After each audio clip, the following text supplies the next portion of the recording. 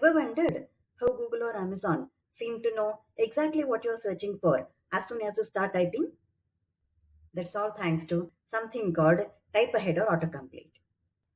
Today, we are going to break it down for you.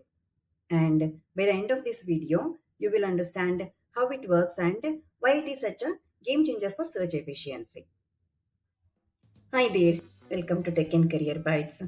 I'm a software professional with over 2 decades of experience, including 7 years in leadership roles at a global product based organization. So, what is Type Ahead? You have probably encountered this feature on search engines like Google or while shopping on e commerce platforms like Amazon. Type ahead or autocomplete is a predictive feature that suggests possible queries as you start typing into a search box. The goal? Speed up your search and make your experience smoother. Think about this. At a normal typing speed, you're adding a new character every 160 milliseconds or so. The system needs to provide search suggestions in under 200 milliseconds to feel instant.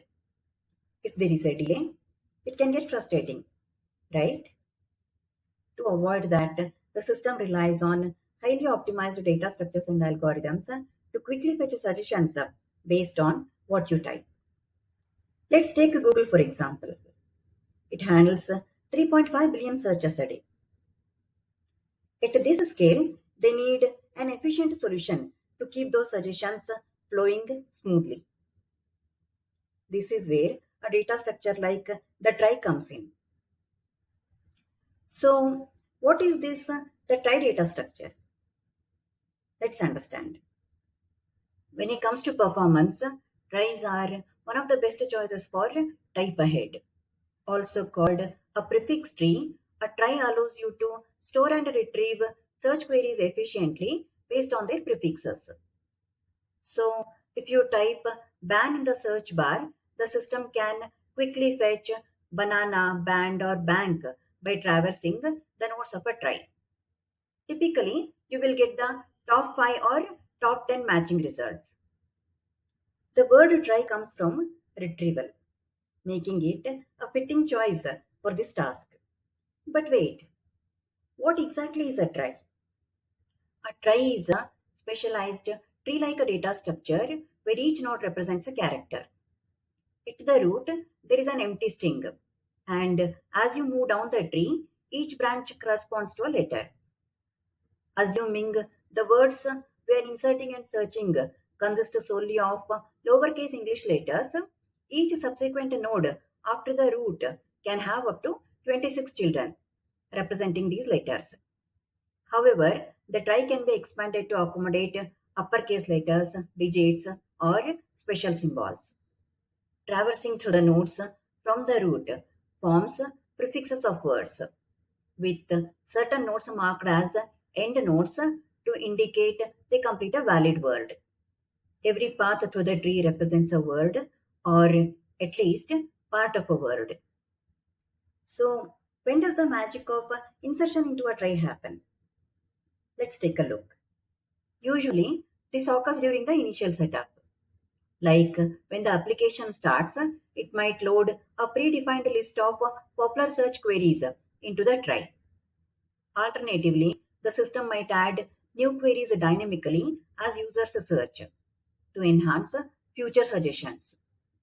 Pretty cool, right? Now, inserting into a trie is straightforward. Let's see how it is done. To insert into a trie, you check each character in the word and create new nodes where needed. After the word is fully inserted, the last node is marked to show that it completes a word. Here is what that might look like in Java code. At Google's scale, we are talking about inserting millions of words into a trie. Before we settle on the trie as an efficient data structure, it is crucial to understand the time and space complexity of the insertion process. Right? Let's understand that.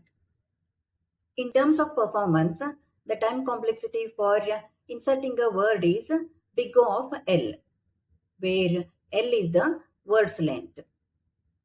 And in the worst case, the space complexity is big O of n multiplied by L, where n is the number of words and L is the average length. Pretty efficient for handling lots of words, right? Next, let's talk about search. Searching in a trie is critical for Typeahead because every time you type a character, the system searches for matching words. This ensures you get real-time suggestions, making the experience seamless. To search for a prefix, we traverse the trie nodes corresponding to each character in that prefix. Once we locate the prefix, the system retrieves all the words that begin with it. What's the time complexity? It is big O of L, where L is the length of the prefix. If you want to find m numbers matching that prefix, it can take big O of L plus m time, where L is the length of the prefix and m is the total number of matches. When there are 1000 matching words and only 10 need to be fetched, the selection can be based on factors such as relevance, alphabetical order, or custom ranking algorithms that consider user behavior. The specific approach can vary depending on the application and its design choices. Here is a Java code snippet for searching a trie. Tries are super fast at these operations, which is why they are perfect for systems handling large data sets, like Typeahead. Now, what if you need to update or delete words from a trie? Updating is useful when new terms are added frequently or old ones need corrections. And deletion helps keep the suggestions relevant by removing the outdated terms. Deleting a word means unmarking its last node and removing any nodes that no longer serve a purpose. Updates and deletions in a trie are not frequent operations. Here is a quick look at the update and delete processes. Again, the time complexity for both updating and deleting is big O of L. So it is just as efficient as insertion and search. If you are interested in the full code for insertion, search, update, and deletion, the link can be found in the description. So, why use a tries in a Typeahead system? Well, it's all about speed, memory efficiency, and prefix-based searches. Tries provide quick lookups, and although they may seem like they take up a lot of memory, they actually share common prefixes, saving tons of space when your dataset has lots of similar words. For a dataset of 10,000 words with an average length of 5 characters and a 26-letter alphabet, a trie can potentially reduce memory usage by up to 50% compared to storing words individually, depending on the frequency of prefix sharing. Here is the list of tech giants using the trie data structure for various purposes. Whether it is helping you search for a phone on Amazon or find the latest news on Google, tries keep everything running smoothly behind the scenes. If you found this video helpful, give us a thumbs up and subscribe to our channel for more interesting tech topics. Do check out our other videos on software performance optimization case studies, coding, system design, big data, and career growth. My name is Rupa, and I thank you so much for watching this video. See you next time. In this video, we will explore the high-level design of a Typeahead system built to handle Google scale traffic. If you have not seen part 1 yet, where we covered essential data structures and algorithms behind a Typeahead, I recommend watching that first for better context. Hi there, welcome to Tech and Career Bytes. I'm a software professional with over 2 decades of experience, including 7 years in leadership roles at a global product-based organization. A Typeahead system enhances user experience by providing real-time suggestions as users type in the search box. Building the system for Google's scale, which handles billions of searches per day, introduces challenges.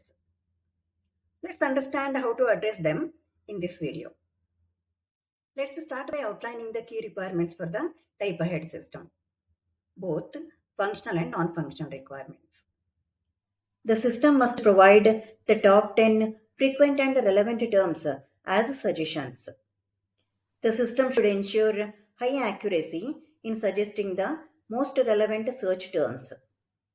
The response time should not exceed 200 milliseconds. The system should efficiently handle Google's scale, processing around 3.5 billion searches per day. As I discussed in our system design roadmap video, the next step is estimating the storage and bandwidth requirements for the proposed system. Let's walk through a quick estimation process.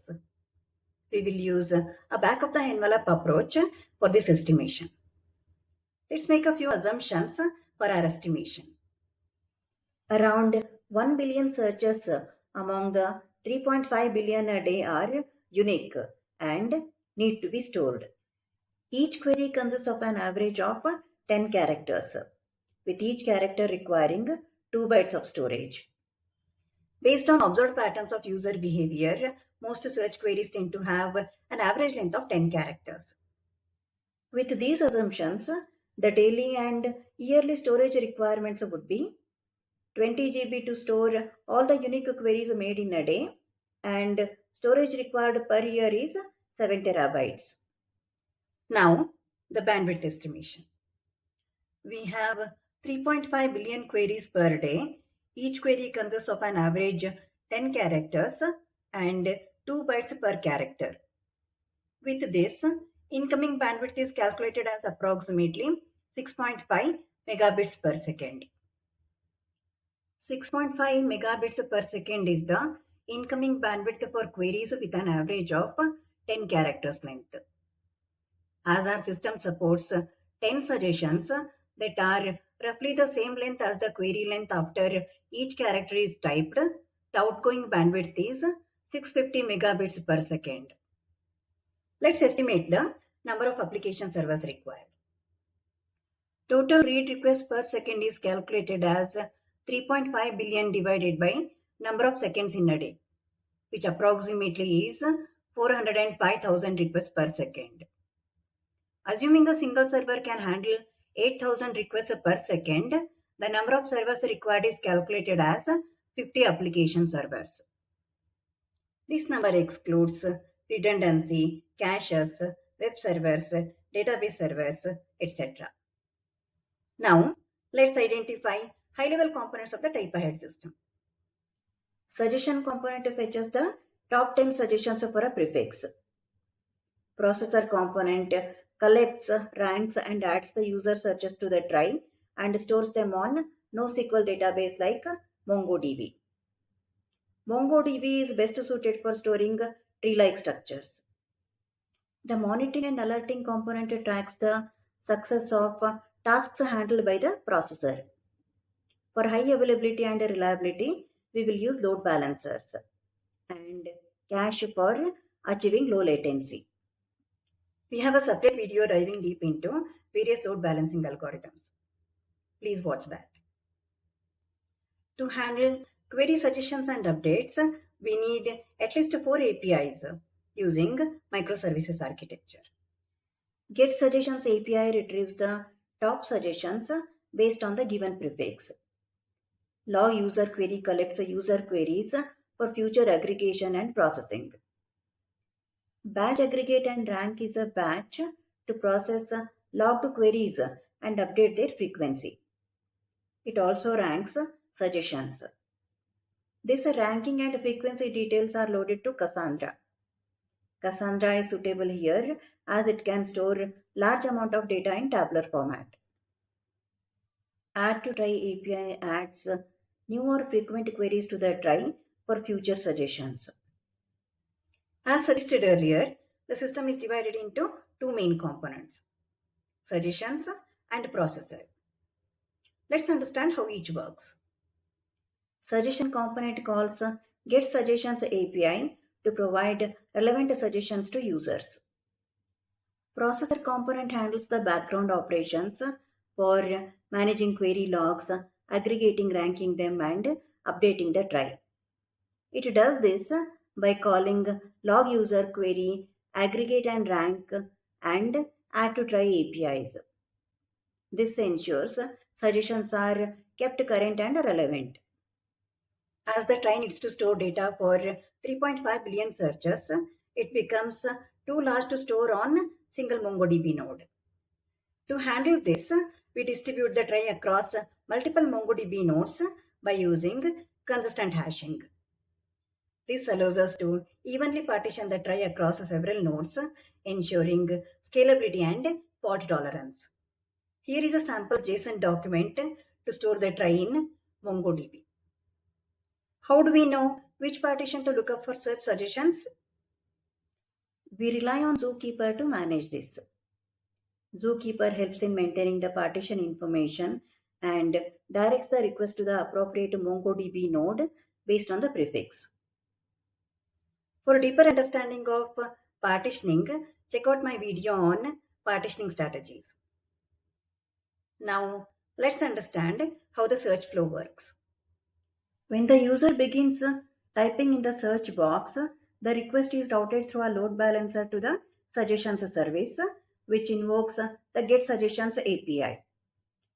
The suggestions service first checks for suggestions in the Redis cache using the provided prefix.